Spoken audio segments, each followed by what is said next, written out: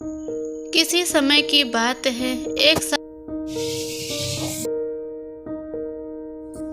कार्तिक मास के कृष्ण पक्ष की चतुर्थी को साहूकार की पत्नी और सभी बहुएं और बेटी ने करवा चौथ का व्रत रखा। जब साहूकार के बेटे खाना खाने बैठे तो अपनी बहन से खाना खाने को कहने लगे, लेकिन वो उसने कुछ नहीं खाया और बोली, अभी चांद नहीं निकला है और जब चांद निकलेगा तो उसी को अर्घ देकर फिर खाना खाऊंगी। साहूकार के बेटे अपनी बहन से बहुत प्यार करते थे।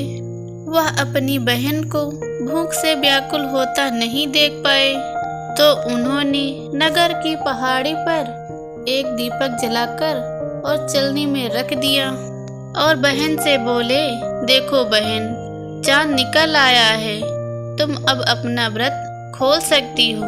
साहूकार की बेटी अपनी भाभियों से कहने लगी, भाभी, चांद निकल आया है, चलो अर्घ देकर भोजन कर लें। यह सुन भाभियां बोली, बाईसा, ये तो आपका चांद निकला है, हमारा चांद तो अभी नहीं निकला है, हमारा चांद निकलने में अभी समय है।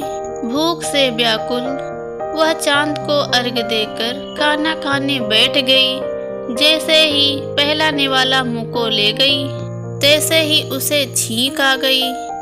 दूसरा निवाला खाते ही उसमें बाल निकल आया। तीसरा निवाला खाने ही वाली थी कि ससुराल से बुलावा आ गया कि पति बीमार है, जैसी भी हालत में हो तुरंत ससुराल पहुँचे।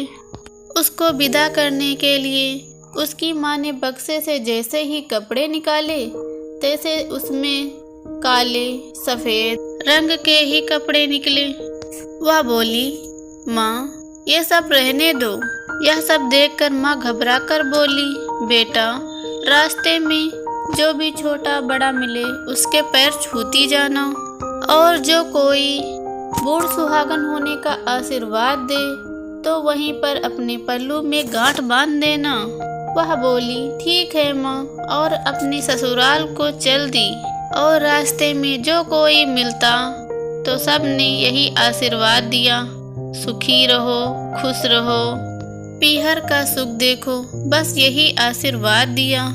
ऐसे ही वह अपनी ससुराल पहुँच गई। जब आंगन पहुँची तो वहाँ देखा उसकी छोटी ननद आंगन में खेल रही थी। जब उसके पैर छुए तब उसने आशीर्वाद दिया, सौभाग्यवती रहो, पुत्रवती हो। यह सुनते ही उसने अपने पल्लू पर गांठ बांध दी। जैसे ही वह अंदर गई तो उसने देखा कि उसके पति का शव रखा है, सब उसे ले जाने की तैयारी में है। वह बहुत रोई और रोते हुए बोली, मैं इन्हें कहीं नहीं जाने दूंगी। जब कोई नहीं माना तो वह बोली, मैं साथ में चलूंगी। जब वह नहीं मानी तो सब बोले, ले चलो साथ में। वह साथ में चली गई। जब वहाँ अंतिम संस्कार का समय हुआ तो वह बोली, मैं इन्हें जलाने नहीं दूंगी। तो सब बोले, पहले तो पति को खा गई, अब उसकी मिट्टी भी खराब कर रही है। वह नहीं मानी, अपने पति को लेकर बैठ गई। थक हार के सभी ने निर्णय लिया कि इसे यहीं रहने दो, एक झोपड़ी डलवा दो इसके लिए। वह उस झोपड़ी में अपने पति को लेकर रहने लगी। रोज अपने पति की सुबह शाम सफाई करती, उसी के पास बैठी रहती। दिन में 2 बार उसकी छोटी ननद खाना देने आती थी। वह हर चौथ का व्रत करती और चांद को अर्घ देती। जब चौथ माता आती उससे कहती, करवोले करवोले, भाई की प्यारी करवोले, घड़ी बुखारी करवोले। तो वह चौथ माता से अपने पति के प्राण मांगती। तब करवा माता कहती, हमसे बड़ी चौथ माता आएंगी तो अपने पति के प्राण उनसे मांग लेना। एक एक करके सभी चौथ आई और यह कहकर चली गईं। अश्विन की चौथ माता बोली, तुझसे कार्तिक की बड़ी माता नाराज हैं, वही तेरा पति तुझे वापस लौटाएंगी। वो जब आएंगी तो उनसे उनके पैर मत छोड़ना, अपने पति के प्राण मांग लेना और सारा सुहाग का सामान इकट्ठा कर लेना। जब कार्तिक की करवा यानी बड़ी चौथ आई तो उसने अपनी ननद से सुहाग का सामान मंगाया और करवा भी मंगवाया। जब सास को यह पता चला तो वो बोली, पागल हो गई है, जो मांगती है दे दो उसको। साहूकार की बेटी ने करवा चौथ का व्रत रखा और चांद को अर्घ्य दिया और ज्योति जलाया। जब करवा माता प्रकट हुई तो बोली, करवोले भाई की प्यारी करवोले, दिन में चांद उगाने वाली करवोले, घड़ी बुखारी करवोले।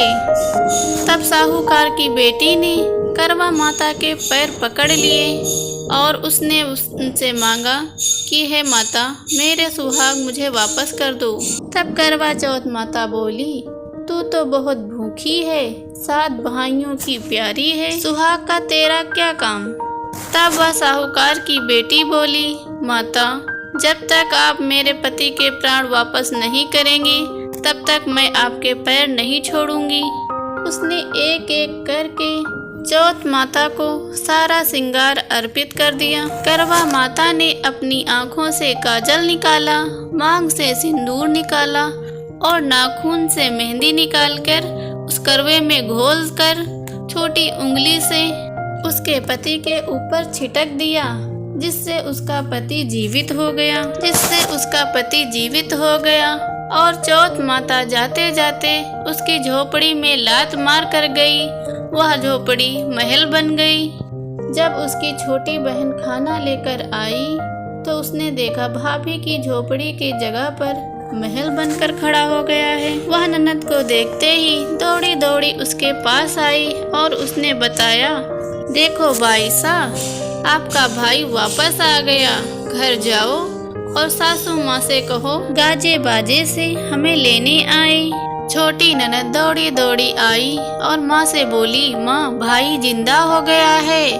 इस पर माँ बोली, भाभी के साथ तू भी पागल हो गई है। तब वह बोली, नहीं माँ, मैंने अपनी आँखों से देखा है, भाई जिंदा हो गया है। तभी उसके सास ससुर गाजे बाजे के साथ उसको लेने पहुँचे। बेटे को जिंदा देखकर सास बहू के पैर छूने लगी और बहू सास के पैर छूने लगी।